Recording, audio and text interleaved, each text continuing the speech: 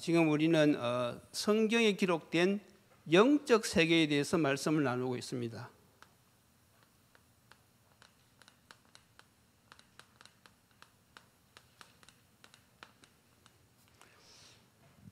제가 지금까지 이렇게 신앙생활을 해왔지만은 이 영적 세계에 대해서 딱 정리해가지고 메시지를 해주시는 분들 한 번도 못 봤어요.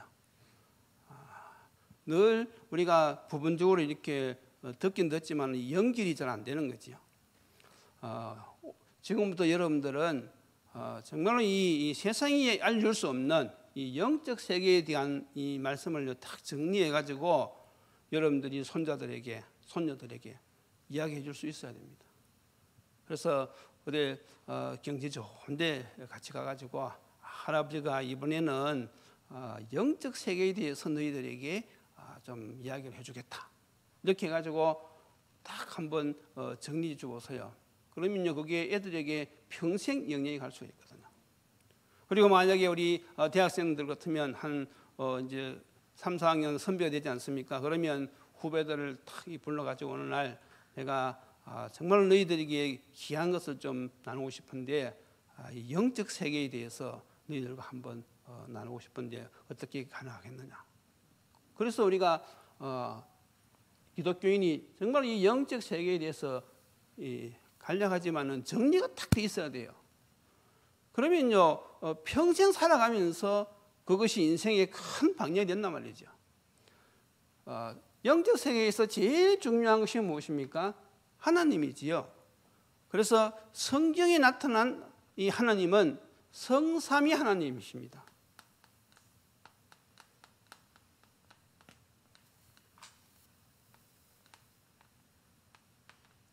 삼위일체지요. 그래서 성부, 성자, 성령. 이 성삼위 하나님이 이 역사를 이끌어 가시는데 무엇을 중심으로 역사를 이루어 가시느냐 할 때는 그것이 바로 구원이지요.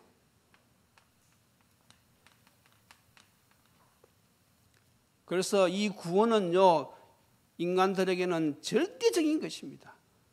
받아도 되고 받지 않아도 되는 것이 아니라 모든 인간은 반드시 구원을 받아야 되는 것입니다. 이 사실을 깨닫는 것 자체가 무엇입니까? 하나님의 은혜지요. 저와 여러분들은 이미 이 엄청난 이 축복 받은 줄로 믿습니다. 자, 그리고 두 번째는 무엇인가 하면 이 천사의 창조와 타락이지요.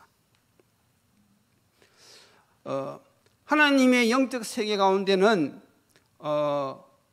하나님께서 이 천사를 창조하셨는데 세 천사장 중에서 한 천사장이 타락을 했어요. 그래가지고 더 이상 보좌에 있을 수 없어가지고 이 보좌에서 쫓겨가지고 하나님이 어디에 가두었는가 하면 이 바깥 어두움에 그 천사들을 가두었단 말이죠. 근데 하나님은 거기에 또 무엇을 창조하셨는가 하면 이 세상을 창조하시고 또 인간을 창조하셨어요. 그래서 이 타락한 이 존재들이요, 이 땅에서는 하나님을 대적하는 이 사탄의 역할을 하고요, 사람과 하나님을 이간하는 마귀의 역할을 하고 있는 것입니다. 그리고 성경에는 이 존재를 뭐라고 표현하고 있는가 하면 바로 이 세상의 신, 이 세상 임금, 공중권세 잡은 자, 온천을 깨는 자, 이렇게 표현하고 있어요. 그래서 지금도 이 땅에는요, 그렇게 많은 일들이 일어나는 이유가 바로 이 존재가 있어서 그렇습니다. 눈에 보이지 않지만은 이 존재가 지금도 이렇게 천하를 깨고 있거든요. 자, 오늘은 이제 세 번째입니다. 영적 세계의 세 번째 바로 사람의 창조와 타락이죠.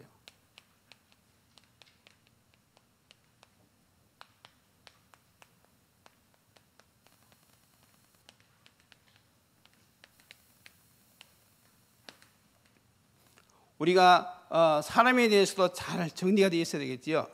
자, 하나님이 인간을 어떻게 창조하셨느냐 할 때는 오늘 첫 번째입니다. 이 사람의 창조는요, 하나님의 작품입니다.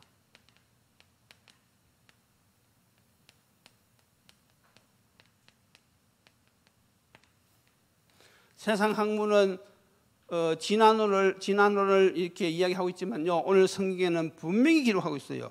우리의 형상대로, 우리의 모양대로 사람을 창조하셨다 했어요. 그리고 또 만물을 다스리는 복을, 특권도 주셨다고 말씀하고 있습니다. 그래서 사람은요 영적 존재인데 누가 만드셨느냐? 하나님이 만드셨습니다. 하나님이 창조주입니다. 자, 그래서 첫 번째 우리가 알아야 될 것은 사람의 분류법이죠.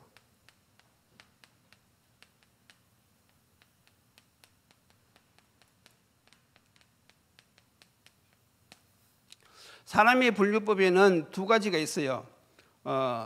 여기는 이분법이 있고요. 그리고 삼분법이 있어요. 이분설이라고 말하기도 하고 삼분설이라고 얘기하기도 하는데, 자, 이 이분법은 무엇을 기준으로 했는가 하면 기능을 중심으로 했을 때는 이분설로 이야기하고요. 또 구성 요소로 봤을 때는 삼분설로 이야기하고 있습니다. 다시 말해서 기능으로는 영적인 기능과 육적인 기능, 다시 말해서 영혼과 육체지요. 그래서 영혼은 보이지 않는 것이지만은 영원한 것이고, 육신은 보이는 것이지만은 잠시 있는 것입니다. 이게 기능적인 영적인 기능, 육적인 기능. 그래서 그때는 이분법이고요. 이 삼분법은 사람의 구성 요소를 가지고 나누는 것이죠. 다시 말해서 영, 혼, 육, 이렇게 보는 것이죠. 사람이 이렇게 구성되어 있단 말이죠. 데살로니가전서 5장 23절입니다.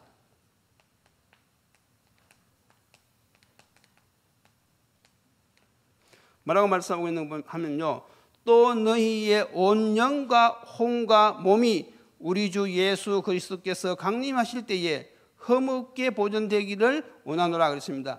이 혼은 생명, 영원한 생명을 말하는 것이고요. 이 혼은 지식, 문화를 말하는 것이고요. 이 육은요, 물질을 이야기하는 것이지요. 그래서 사람을 분류할 때 어떤 사람은 이분법이 많다, 삼분법이 맞다, 똑같은 말입니다. 무엇을 기준으로 보느냐에 따라서 기능을 기준으로 보면 이분설이고요, 요소로 보면 삼분설입니다. 굳이 그거 가지고 논쟁할 필요가 없어요. 자, 그리고 이제 두 번째가 무엇인가 하면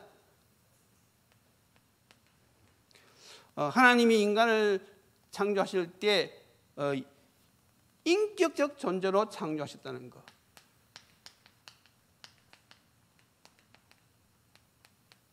다시 말해서 인간에게 자유의지를 주셨습니다. 기계로 만드시지 않고 하나님께서 자유의지를 주셨어요. 다시 말해서 지정의. 그래서 인간은 인격적인 존재로서 지정의를 갖춘 자유의지를 가진 존재인 것입니다. 그리고 세 번째로는 인간은요, 하나님과 함께 하도록 이렇게 창조되었어요. 그래서 하나님이 함께 하시면서 인간에게 주신 동산이 바로 에덴 동산이죠. 이 에덴 동산은 전혀 문제가 없는 그런 동산이었습니다. 다시 말해서 여기서는 한마디로 행복했다 그거죠. 전혀 문제도 없었고 고통도 없었고 행복한 동산이 바로 에덴 동산. 그래서 지금도 하나님과 함께하는 사람들은요, 인생이 행복합니다. 육신적으로는 좀 이 고난이 있을지 몰라도 그 마음은요, 하나님 주신 이 평안을 누릴 수 있단 말이죠. 그래서 여러분들이 정말로 내가 지금 하나님이 주시는 이 함께 축복을 누리고 있느냐? 그러면 세 가지를 딱 여러분들이 점검해 보면 돼요. 자유, 평안, 또 무엇입니까? 생각이 잘 안 나요. 해방, 예. 자유, 평안, 해방. 자, 그래서 정말로 내 영혼이 주님과 함께 누리면요, 내 마음에 참 평안이 있어요. 이거는 내가 평안해지고 싶다 해서 되어지는 것이 아니고, 환경은 분명히 염려할 환경인데도 불구하고 하나님이 나와 함께 하시는 이 임마누엘 축복을 딱 누리고 있으니까요, 내 마음이 굉장히 편한 거예요. 그리고 또 자유가 있고, 또 우리는 세상 어떤 그런 풍속에 얽매일 이유가 없는 것이죠. 우리는 참된 해방을 받았습니다. 사단의 그런 모든 이 법에서, 죄와 사망의 법에서 해방을 받았습니다. 그래서 우리가 이 함께 축복을 누리는 사람은요, 지금도 삶이 행복합니다. 자, 그래서 여기에서 삶의 중심은 무엇이죠? 창세기 2장 17절, 바로 선악과 법이지요. 하나님은 눈에 안 보인단 말입니다. 그러니까 사람들이 자꾸 잊어버리기가 쉬워요. 그래서 하나님이 어떻게 하셨는가 하면 이 함께의 비밀을 누리면 되는데, 하나님은 안 보이시니까 그 이 비밀을 누리는 방법으로 눈에 보이는 선악과를 딱 주셨단 말이죠. 그 선악과를 쳐다보면서, 그것도 동산 중앙에 있어요. 그게 구석에 있는 것이 아니고 동산에 어디에 있든지 선악과를 바라보면서, 아, 하나님 나를 창조하셨고 내가 하나님의 말씀을 순종할 때에 내가 참된 행복을 누릴 수 있지, 이걸 기억하라고 이걸 주었단 말이죠. 그래서 지금도 우리가 왜 자꾸 말씀을 드려야 되느냐 하면, 말씀을 듣지 않으면요, 이걸 놓쳐버려요. 그러니까 늘 말씀과 기도 중심이 되어지는 사람은요, 하나님이 지금 나와 함께 하심을 늘 기억한단 말이죠. 그러니까 승리하는 것이죠. 그런데 기도 생활도 자꾸 중단되어지고 예배 생활도 중단되어지면요, 당연히 사람은 육적인 눈에 보이는 것이 중심이 되기 때문에 하나님을 잊어버리기 시작합니다.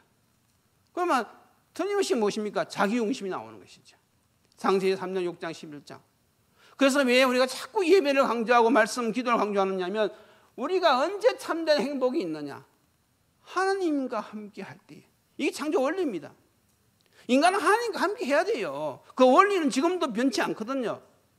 지금도 여러분들이 어떤 문제를 만나거나 그건 상관없어요. 왜냐하면 하나님은 누구십니까? 전능하신 하나님이시고 그 모든 것이 하나님의 손에 있기 때문에 내가 지금 이 비밀을 누리느냐 못 누리느냐, 문제가 한 건 거기 있단 말이죠. 그래서 말씀과 기도 생활을 놓쳐버리면요, 사람은요 이 사실을 잊어버리기 쉽단 말이죠. 그러면 문제에 빠집니다. 그러면 사단에게 쫓는 거죠. 그러면 자유, 평안, 해방, 이게 점점 사라지면서 자꾸 원망하게 되어지고 불평하게 되어지고 남 탓하게 되어지고 사단에게 쏟는 거란 말이죠. 오늘도 이 축복 여러분들 누리시기 바랍니다. 자, 두 번째가 무엇인가 하면 이제 마귀의 유혹이죠.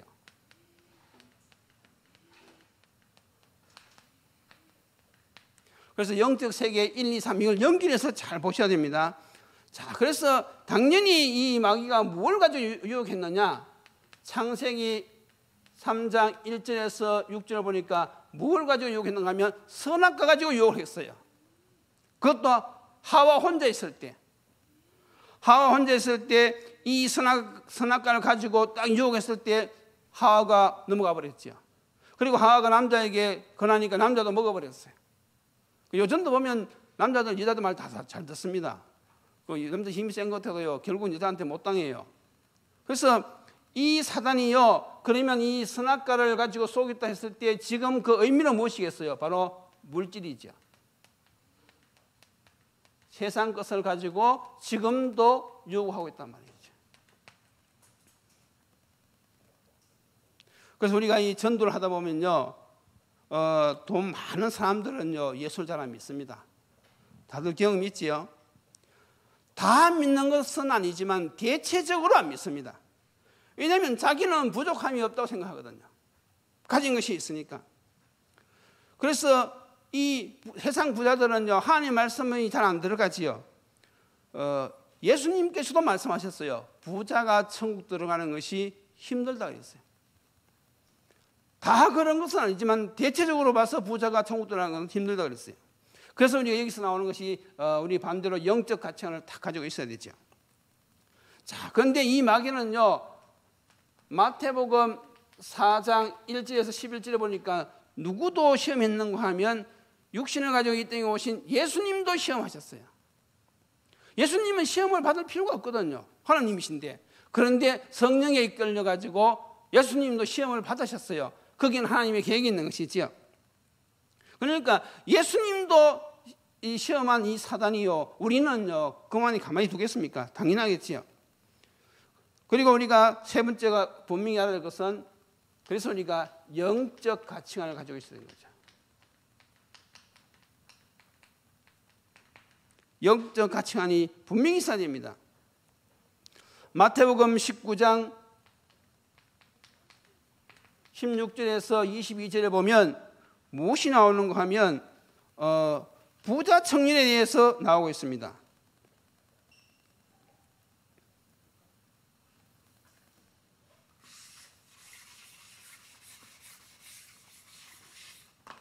여기 세 번째입니다. 그래서 우리가 영적 가치관을 가지고 있어야 돼요.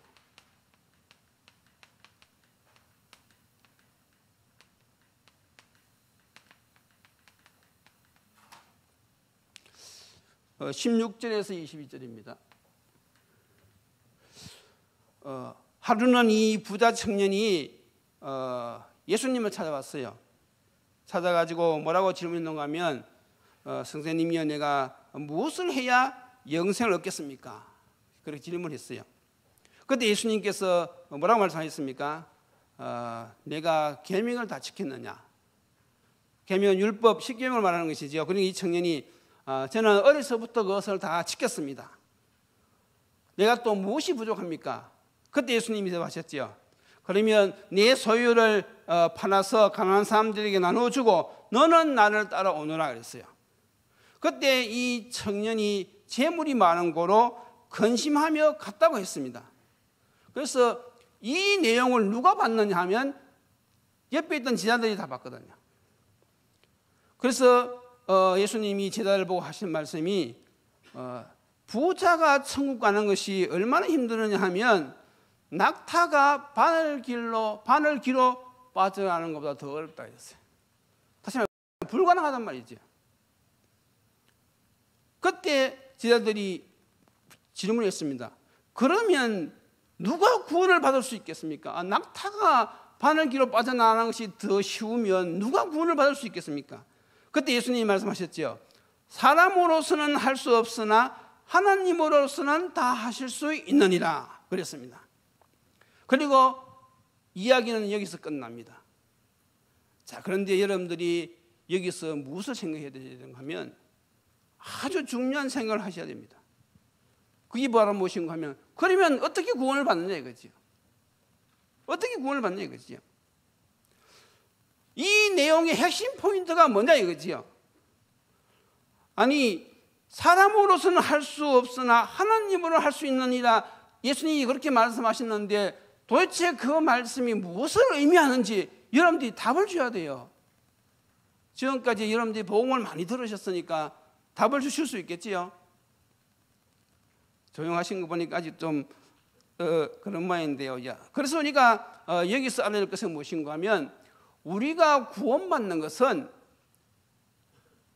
어떤 행위나 어떤 선행을 가지고 구원받는 것이 아니고 예수 그리스도를 믿음으로 구원받는다는 것, 이걸 여러분들이 분명히 이야기해 주셔야 됩니다. 그러니까 세상의 종교, 세상의 선행 가지고는, 인간의 노력으로는 절대로 구원받을 수가 없어요. 세상에 이건 없는 길이거든요. 하나님이 내신 특별한 길이 무엇이냐? 그것이 바로 예수 그리스도를 믿음으로 구원받는 이 구원의 길. 이게 바로 사람으로서는 할 수 없으나 하나님으로 다 할 수 있느니라, 그 말씀의 핵심입니다. 그래서 우리가 이 믿음으로 구원받는 이것은요, 낙타가 바늘기로 들어가는 그것보다도 더 중요한 하나님의 약속입니다. 그러니까 여러분들이 이 구원에 대한 감사와 감격이요 늘 있어야 되는 것이죠. 그렇게 인간으로서는 불가능한 구원을 이미 저와 여러분들은 하나님의 은혜로 이미 받은 것입니다. 그래서 우리가 이 말씀을 들을 때마다 정말로 내가 이 구원받은 것이 낙타가 바늘기로 들어가는 것보다도 더 힘든 그 힘든 일이 나한테 지금 이미 성취가 되었구나. 그걸 생각하면요 얼마나 감사하겠어요. 여러분들이 구원이 더 확실하겠지요. 자, 그래서 이제 결론적으로 우리가 이 사람과 이 사단의 역사, 이 하나님의 역사는 분리할 수 없는 것이죠. 지금도 사단의 역사는 계속되고 있다는 사실. 옛날 영적 세계에서 일어났던 일이 아니라 지금도 이 사단의 역사는 인간 세상에서 진행되어지고 있다는 사실, 여러분들 이걸 꼭 기억하셔야 됩니다. 어떻게 지금도 역사하고 있느냐? 복음만 모르도록. 사단이요, 하나님의 핵심을 잘 알고 있습니다. 하나님의 핵심이 구원사역이라는 걸 알기 때문에 사단이 하는 주된 핵심 모든 그 내용이 무엇인가 하면 복음만 모르도록, 복음만 못 누리도록, 복음만 못 전하도록. 이게 누구의 역사냐? 사단의 역사. 사단의 지금 역사는 골자가 거기 있는 것입니다. 두 가지로 사단이 지금 하고 있는데, 하나는 고린도후서 4장 4절, 사람을 미혹해 한단 말이죠. 그래서 그리스도의 광채가 사람들에게 비치지 못하도록 지금도 사단은요, 혼미케 합니다. 영적으로 혼미케 해가지고요, 무엇만 못 듣도록, 복음만 못 듣도록 하는 거예요. 다시 말해서 우리 신자들은 은혜 못 받도록, 신자가 은혜 받으면요, 사단으로서는 큰일 나는 것이거든요. 더 나가서 전도 못 하도록. 그래서 여러분들이 전도하면요, 막 사단이 반항하는 것입니다. 이게 사단이 주된 최고의 계획이니까. 그러나 우리는요, 사단 기쁘게 하려고 복음 전하지 않을 이유는 없지요. 우리는 하나님을 기쁘시게 하는 자들이기 때문에 우리는 이 사단의 세력을 꺾고 도리어 그 가운데 있는 자들을 건져내야 되는 것이지요. 또 하나는 고린도후서 11장 14절,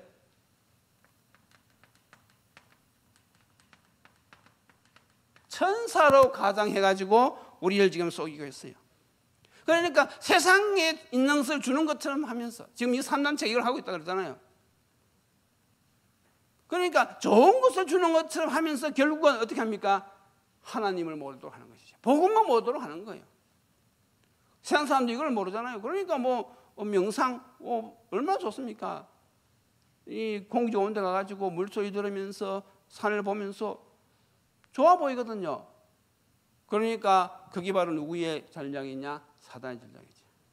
우리는 이 하나님의 말씀을 가지고 묵상, 이 비밀을 누려야 되는데 자꾸 세상 것 가지고 자꾸 나 중심, 내 안에 있는 세계, 다른 세계, 거기에 좋은 것을 주는 것처럼 하면서 결국은 영적인 것을 싹 빼앗아는 것이거든요. 우리가 이 사단의 전략을 잘 알고 있어야 되는 것입니다. 그래서 하나님의 자녀는 계속 강조하지만은 무엇이라고요? 말씀과 기도 생활.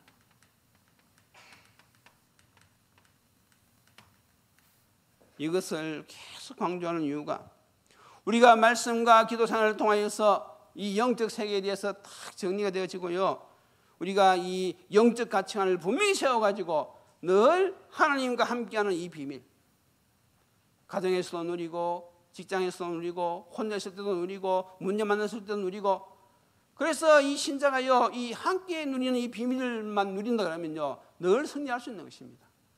그래서 우리 자녀들에게 이 영적 세계를 딱 정리해 주면서요, 이제 다음 시간에는 마지막으로 영적 세계의 영향력에 대해서 말씀드릴 텐데, 이 영적 세계는요, 우리의 삶하고요 직접 영향력이 미친단 말이지요.